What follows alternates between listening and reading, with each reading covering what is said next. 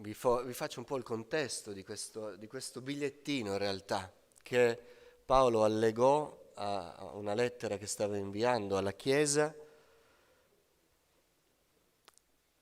dove frequentava appunto questo personaggio, questo nostro fratello, Filemone. Un biglietto perché accadde una casualità, diciamo così, ma leggendo la lettera poi si scopre che non è affatto una casualità. Ci fu un triste evento, uno schiavo di Filemone, che era un uomo ricco, rubò in casa del suo padrone e scappò con la refurtiva. E per non essere preso scappò lontano, molto lontano, dall'Asia Minore, dalla Grecia, percorse mari e arrivò a Roma. Ma visto che era recidivo probabilmente, a Roma fu colto con le mani nel sacco e fu messo in prigione. E in prigione incontrò un personaggio scomodo che si chiamava Paolo e gli parlò di Gesù.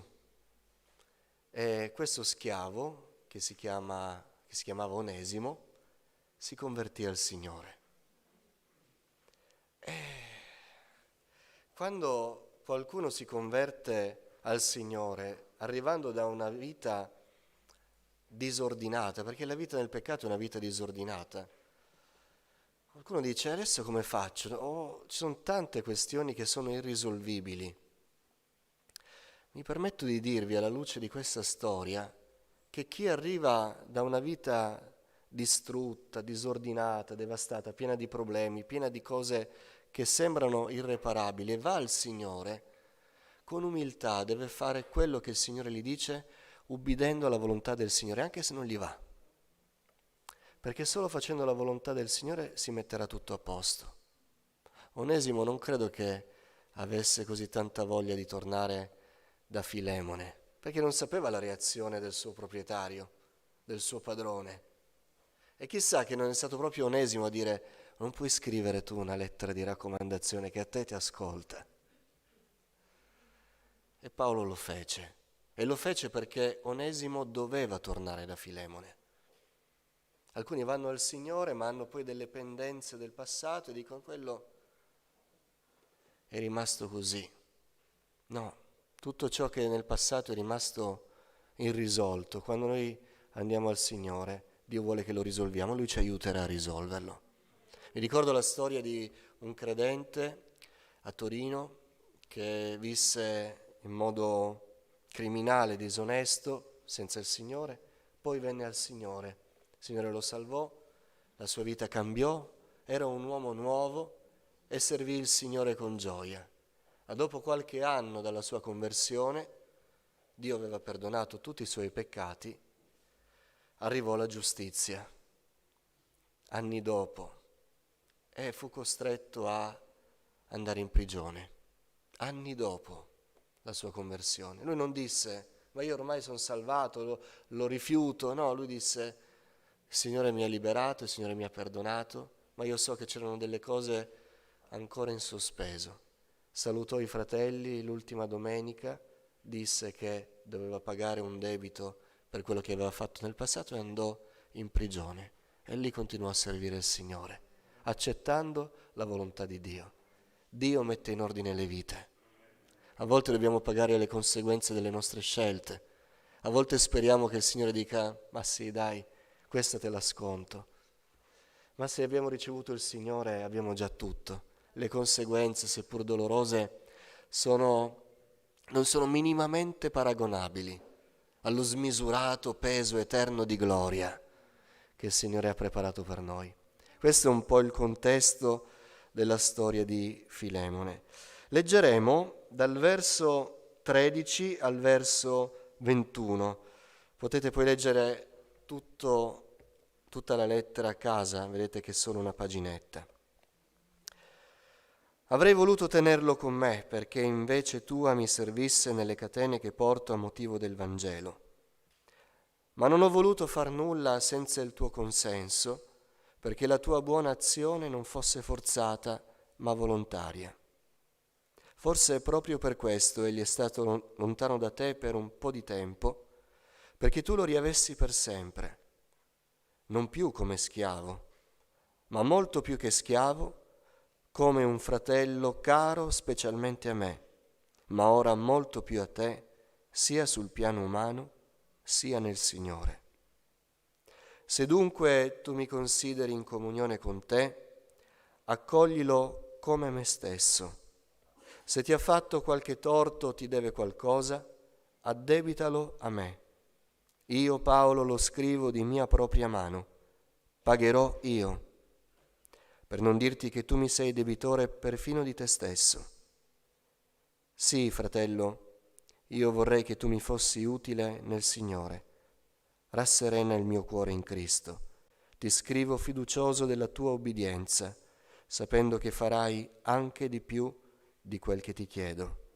Signore, che queste parole lo Spirito Santo le pronunci all'anima nostra. Parole di vita, parole capaci di trasformare ogni sentimento.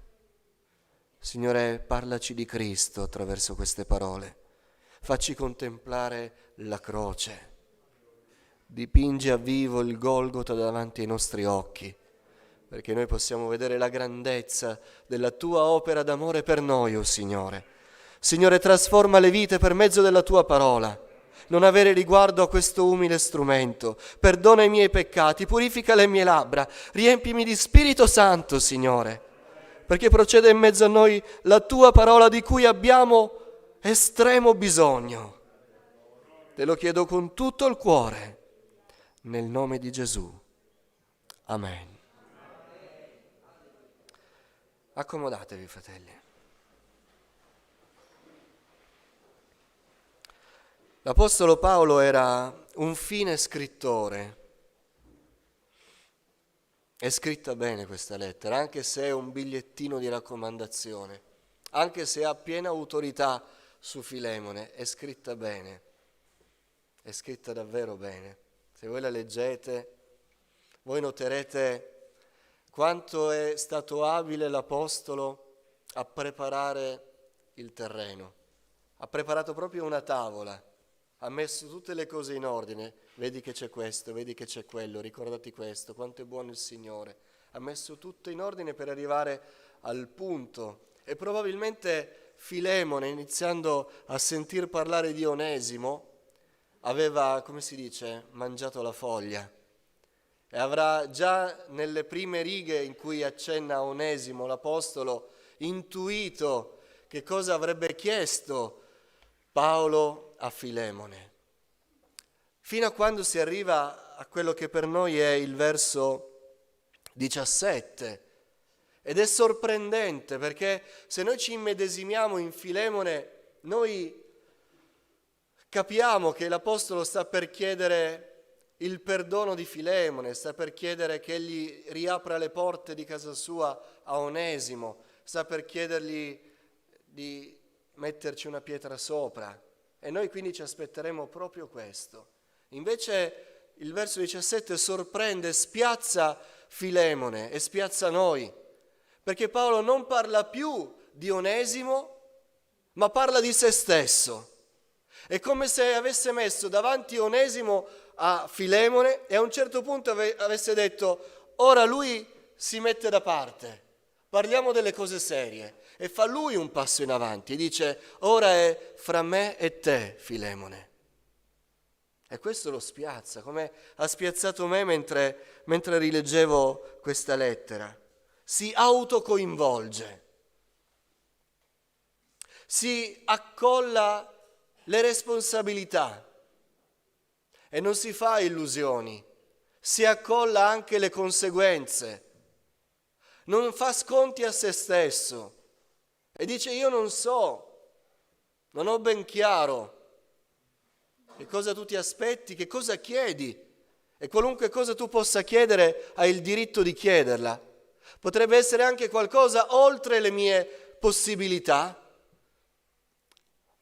ma adesso è una questione fra me e te. Ci penso io. Dimenticati Onesimo. Ti ho parlato di lui perché l'ho incontrato, ti ho parlato di lui perché si è convertito, ti ho parlato di lui perché è tuo fratello, ma adesso dimenticati di lui, ora parlo di me. E così Paolo dice, adesso ci sono io davanti a te, accoglilo, addebita il suo debito a me e pagherò io. Queste sono delle frasi potenti, così chiare, che impediscono ogni replica a Filemone, perché poteva sicuramente contestare, scrivere, argomentare a Onesimo: tu mi hai causato un danno morale, un danno materiale, un danno affettivo, mi hai rubato una cosa che era tramandata dai miei avi, ci tenevo, era preziosa per me. Poteva mettere un sacco di argomenti davanti, ma davanti a Paolo Filemone non può dire più nulla. E queste frasi, se tu mi consideri in comunione con te, accoglilo come me stesso. Se ti ha fatto qualche torto, ti deve qualcosa, addebitalo a me. Io, Paolo, lo scrivo di mia propria mano, pagherò io. Queste 3 frasi possono essere lette da noi che abbiamo lo Spirito Santo in 3 modi. Ci sono 3 chiavi di lettura per leggere queste frasi. Sono le 3 chiavi di lettura che il Signore vuole rivolgere a noi. Ma non vi sembra, prima chiave di lettura, ma non vi sembra di sentire Cristo? Perché questa lettera, se poi voi la leggete bene, è una figura di Cristo. Questa chiave di lettura è la più alta, la più sublime. È Cristo che parla al Padre riguardo a noi. Se tu mi consideri in comunione con te, dice il Figlio al Padre, accoglilo come me stesso. Se ti ha fatto qualche torto, ti deve qualcosa, Padre, addebitalo a me. Io, il Figlio di Dio, lo scrivo con la mia propria mano, o se preferite, con il mio sangue versato sulla croce, pagherò io. Gloria al Signore. Questa è la chiave di lettura più alta. È Gesù, è il Figlio di Dio che parla al Padre riguardo a noi. Dice Paolo a Timoteo che non c'è altro mediatore fra Dio e gli uomini, al di fuori di Gesù Cristo, uomo. Egli si è posto in mezzo fra noi e il giusto giudice e ha iniziato la sua arringa difensiva, una arringa che ha lasciato il giudice con una sola sentenza: perdonato. Perché ha iniziato a dire il nostro avvocato: se tu, Padre, mi consideri in comunione con te. E questa è un'argomentazione che solo lui poteva fare e che era la sua mossa vincente nel processo. Perché il Padre è sempre stato in comunione col Figlio. Sempre. Padre, se tu mi consideri in comunione con te. E il Padre cosa poteva dire? Sì. Dice Gesù, quando rivolge al Padre la sua ultima preghiera in presenza dei discepoli, che siano tutti uno. E come tu, o Padre, sei in me e io sono in te, anch'essi siano in noi. Il Padre e il Figlio erano uno, erano in comunione e il Figlio usa questo argomento che solo lui poteva usare. E il padre avrebbe potuto dire: non usare quell'argomento, perché è incontestabile. Di eternità in eternità è sempre stato così e non potrà mai essere diversamente. In un solo punto nella storia non è stato così. Quando Gesù sulla croce gridò: Eli, Eli, lama sabachthani, Dio mio, perché mi hai abbandonato? E lì gli si ruppe il cuore. Il padre aveva rivolto lo sguardo lontano dal figlio e non era mai successo, né nella storia, né nell'eternità, ma non fu in modo indolore, perché per il padre fu inconcepibile, anche per il padre, tanto è vero che ci fu l'oscurità, ci fu il terremoto, tremò tutto, si spezzò tutto, neanche il padre poteva accettare che non c'era più comunione fra il padre e il figlio, ma egli lo fece per noi, perché non c'era altra via per noi. Ma poi dice Pietro: non era possibile che rimanessero così, non era possibile. Non era possibile che le catene della morte lo tenessero legato. E per la potenza di Dio il figlio risuscitò, perché lui e il padre sono sempre stati in comunione. E cosa fa il figlio? Prende questo fatto incontestabile e lo mette davanti al padre e gli dice: se mi consideri in comunione con te, accoglilo, accogli questo povero peccatore che sono io. Ed è la nostra garanzia che Dio ci accoglierà, perché il padre è in comunione con il figlio, ci accoglierà. Non ci accoglie perché stiamo migliorando il nostro comportamento, non ci accoglie perché abbiamo cambiato qualche sentimento, non ci accoglie perché stiamo facendo i bravi, ci accoglie perché il padre è in comunione con il figlio, è un affare loro, è grazia, è quello che solo lui può fare e noi non possiamo fare.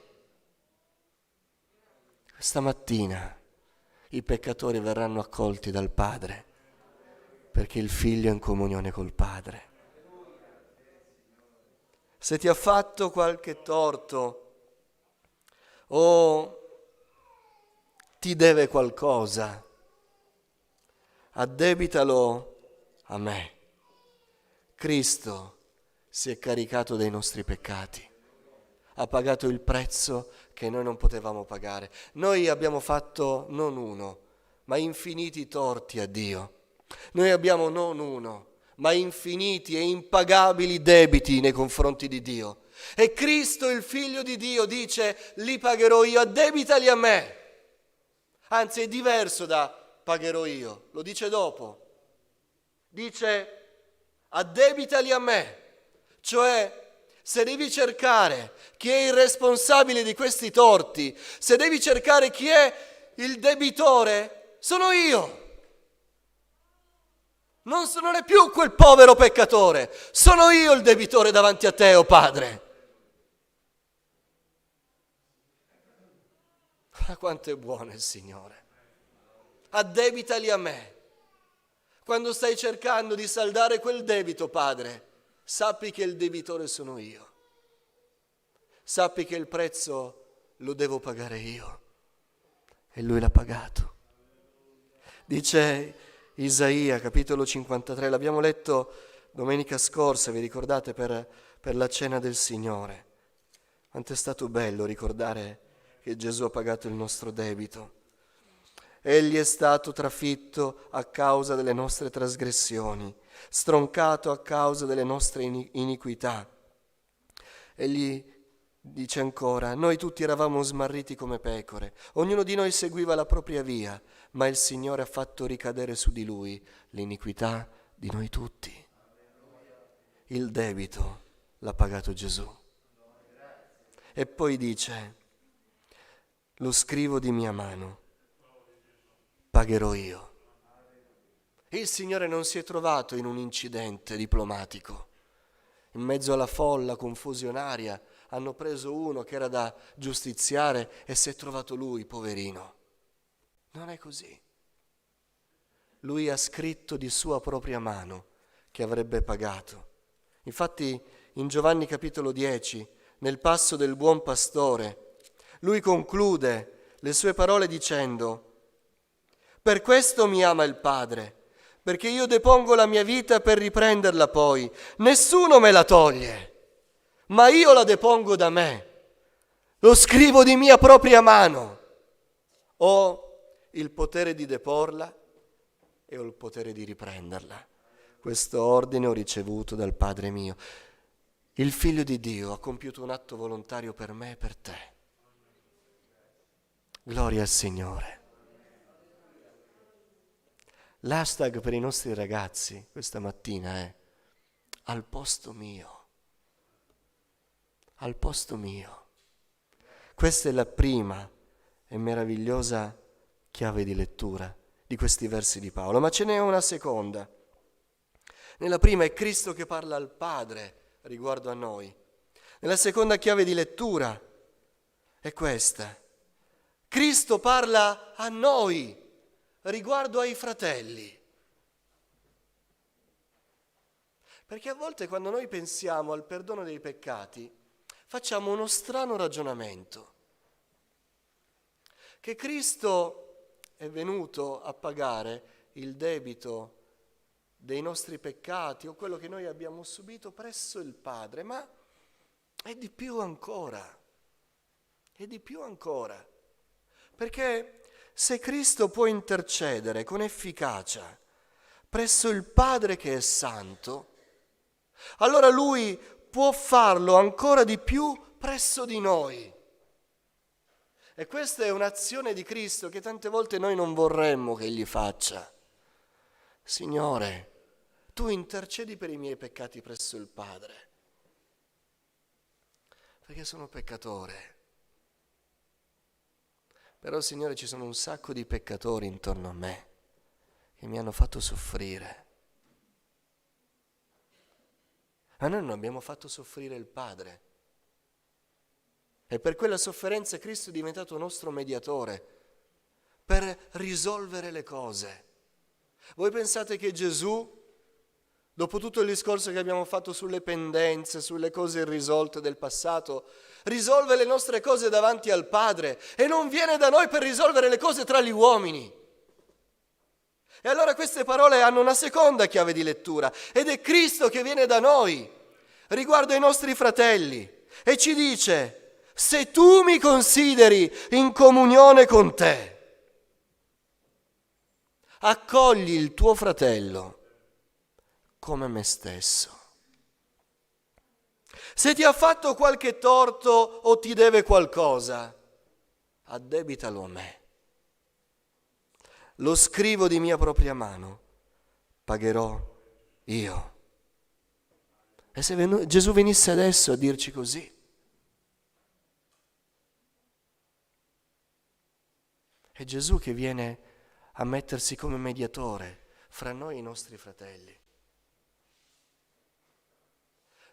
Perché Lui, se può chiedere al Padre di perdonare i peccati dei peccatori, fratelli, può chiedere a noi di perdonare i peccati dei nostri fratelli, che è molto meno di quello che il Padre perdona a noi.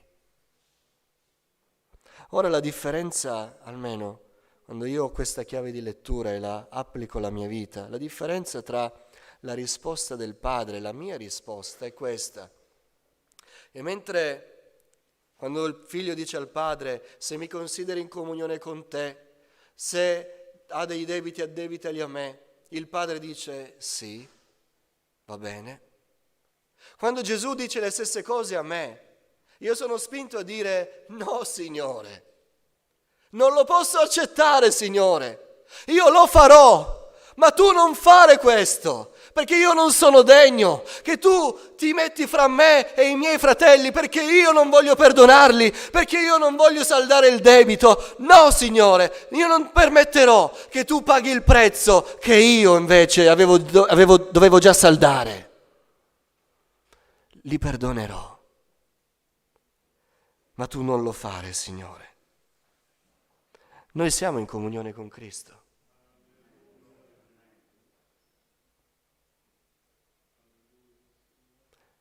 Se volessi fare il dispettoso, ma sì, faccio il dispettoso. Quanti si ritengono in comunione con Cristo alzino la mano.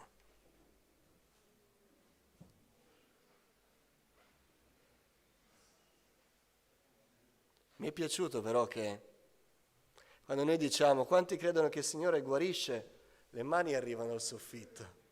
A questa domanda le mani erano così.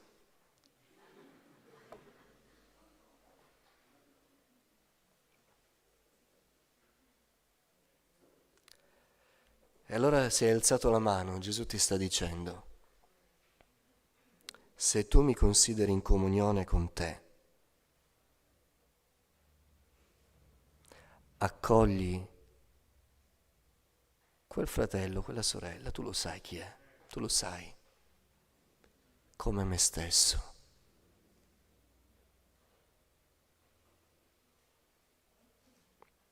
Se ti ha fatto un torto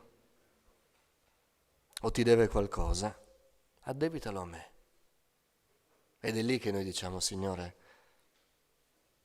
lascia stare. Tu hai già perdonato i miei peccati. Cancello tutto, non ti addebito nulla. Perdonerò.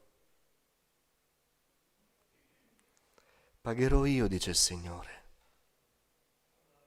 E quando dice il Signore così, quando noi abbiamo qualcosa contro i fratelli, quando dice così, il Signore svela veramente cosa c'è nel nostro cuore, perché a volte non ci è neanche sufficiente che paghino. E il Signore dice, ce l'hai su con qualcuno perché hai subito un torto, c'è un debito che devi riscuotere e ancora non ha pagato? Pagherò io. Se pago io, sei soddisfatto? Volevi il debito pagato? Lo pago io il debito. Sei soddisfatto? Ed è lì che a volte il Signore scopre il nostro cuore, perché anche quando il debito è pagato, noi continuiamo a mantenere una posizione che al Signore dispiace. E lì il Signore ci mette a nudo e dice, pago io! Cosa vuoi ancora di più? Quando c'era il debito ti aggrappavi al debito per avercela su con i tuoi fratelli, ma adesso il debito lo pago io, non c'è più niente. Quindi cosa c'è ancora?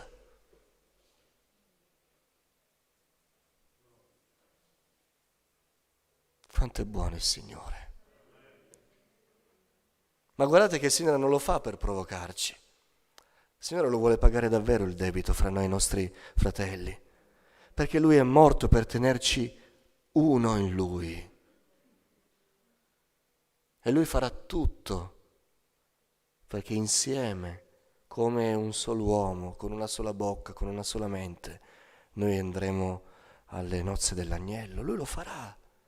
Quindi non è solo un'azione provocatoria, il Signore davvero vuole saldare il debito dei nostri fratelli. A volte i nostri fratelli neanche lo sanno, ma Lui lo sa e risolve tutto. Tutti i peccati sono tutti peccati, sia verso Dio sia verso gli uomini. Gesù è morto sulla croce anche per i peccati che i fratelli hanno commesso nei tuoi confronti. Gesù è morto per tutti i peccati. I peccati commessi, i torti subiti, Gesù li ha portati in croce. Smettila di essere tu in croce. Gesù ha pagato. Addebitali a me, pagherò io. Ma adesso torna ad accogliere tuo fratello, riaprigli le porte di casa. Terza chiave di lettura, l'ultima. La prima era Cristo che parla al Padre riguardo a noi. La seconda è Cristo che viene da noi e riguarda a noi, parla a noi riguardo ai nostri fratelli. La terza chiave di lettura, tenetevi forte, aggrappatevi alla panca. Siamo noi che parliamo agli altri riguardo ai nostri fratelli. E questa è la chiave di lettura più applicabile al contesto di questa storia. Ma la dobbiamo applicare a noi. Siamo noi che parliamo agli altri riguardo ai fratelli. Abbiamo scoperto un fratello che ha avuto un problema, che è caduto, che ha avuto una difficoltà, una disattenzione, non si è accorto, oppure si è accorto, ha commesso dei torti, ha fatto dei peccati, ha rovinato delle situazioni. E arriviamo noi, che siamo suoi fratelli in Cristo, che abbiamo l'amore di Dio nel nostro cuore, che il Signore ci ha introdotti nella famiglia in cui si trova quel fratello. È la nostra famiglia. E allora Dio vuole che noi arriviamo a parlare così, andare a qualcuno, trovarci davanti a qualcuno e Dio sa e Dio ci perdoni, Dio mi perdoni. Tutte le volte in cui invece di parlare così abbiamo parlato in un altro modo, che invece di saldare il debito lo abbiamo aggravato agli occhi degli altri. Ma quando arriviamo a parlare così, come parlò Paolo, allora sappiamo di avere davvero l'amore di Dio nei nostri cuori. Possiamo noi arrivare a parlare agli altri riguardo a un fratello che non è perfetto, ha sbagliato. Così, caro amico, caro conoscente, caro non credente, che hai un'idea non buona di questo mio fratello, ti voglio dire una cosa, perché è mio fratello. Se tu mi consideri in comunione con te, accoglilo. Se ti ha fatto qualcosa o se ti deve qualcosa, addebitalo a me. Te lo dico chiaramente, lo scrivo di mia propria mano. Stai disprezzando, sei deluso, qualcuno dei miei fratelli ti ha ferito, pagherò io.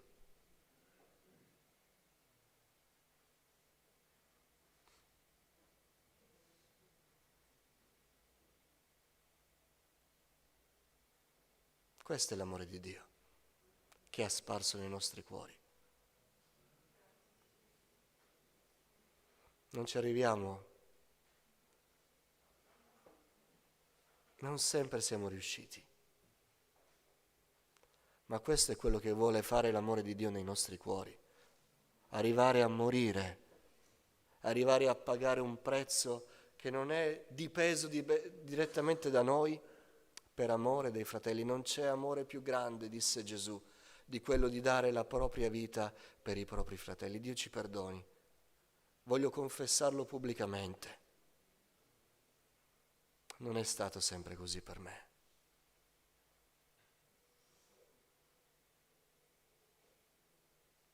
E abbiamo avuto anche un sottile piacere nel cuore a porre il faro luminoso su quel debito, su quel torto. Sì, era nostro fratello, ma poiché non andava a genio a noi, se abbiamo trovato qualcuno a cui non andava a genio, abbiamo rincarato la dose. Ma l'amore di Dio è diverso. E questa chiave di lettura c'è in questo testo e noi la dobbiamo leggere, perché è quello che fece Paolo. Forse tu, Filemone, Onesimo non lo vuoi più vedere, ti sta antipatico. Ma ti dico adesso che, antipatico o simpatico che sia, è tuo fratello. E per l'amore che Dio ha sparso nel mio cuore, Filemone,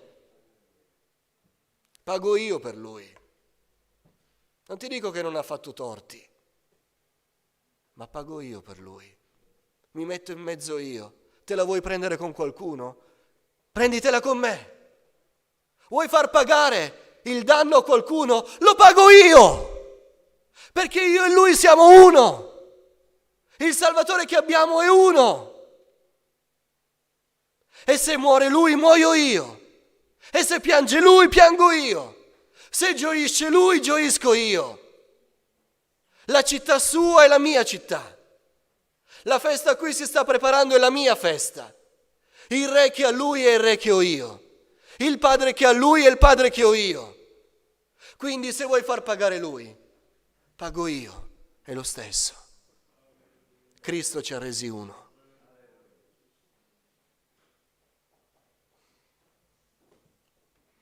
Quando arriviamo a parlare così, sappiamo che l'amore di Dio è in noi. Quando arriviamo a parlare così, sappiamo che assomigliamo a Gesù. Quando arriviamo a parlare così, allora ci sentiamo parte della famiglia di Dio con i fratelli. Se dunque tu mi consideri in comunione con te, accoglilo come me stesso. Se ti ha fatto qualche torto o ti deve qualcosa, addebitalo a me. Io, Paolo, lo scrivo di mia propria mano. Pagherò io. Alziamoci in piedi. Andiamo ai piedi del Signore, a colui che ha pagato per noi.